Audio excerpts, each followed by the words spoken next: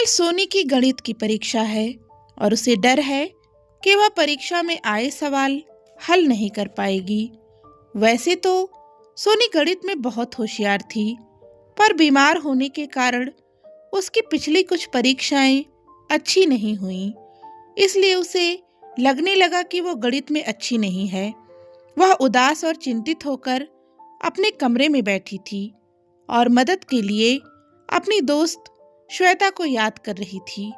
तभी उसके कमरे का दरवाजा खुला और श्वेता अंदर आई।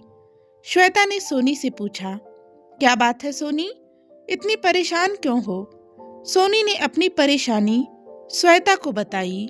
चलो, तुम्हारी चिंता दूर करने के लिए तुम्हें एक कहानी सुनाती हूँ, श्वेता ने कहा।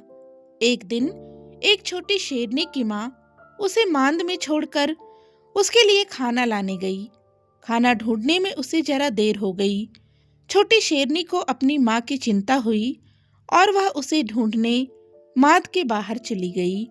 अंधेरे में शेरनी की बच्ची रास्ता भटक गई और भेड़ों के बाड़े में जा पहुंची। वहां बहुत सारी भेड़ें रहती थीं। शेरनी अब भेड़ों के साथ रहने लगी। वह भेड़ों की तरह बर्ताव करने लगी।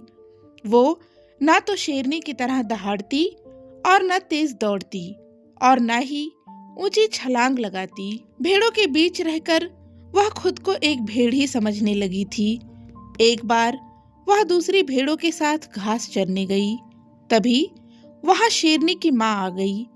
सभी भेड़ें डर कर इधर उधर भागने लगीं, पर शेरनी वहीं खड़ी रही। उसने अपनी माँ को पहचान लिया और दौड़कर उसके गले लगी। शेरनी को याद आ गया कि वह कोई भेड़ नहीं, एक शेरनी है।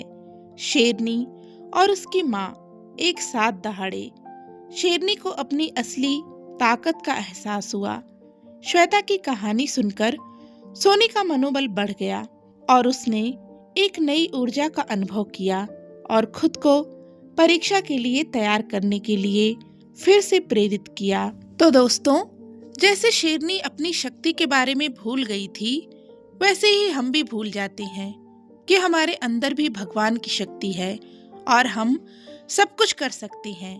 अब सोनी का डर भी चला गया और वह एक नए जोश के साथ परीक्षा के लिए तैयार थी। तो दोस्तों, यह कहानी आपको कैसी लगी, हमें कमेंट करके जरूर बताएं। कहानी पसंद आई हो तो प्लीज़ इसे लाइक करें, शेयर करें और चैनल पर नए हैं तो सब्सक्राइब भी कर लें। धन्यवाद।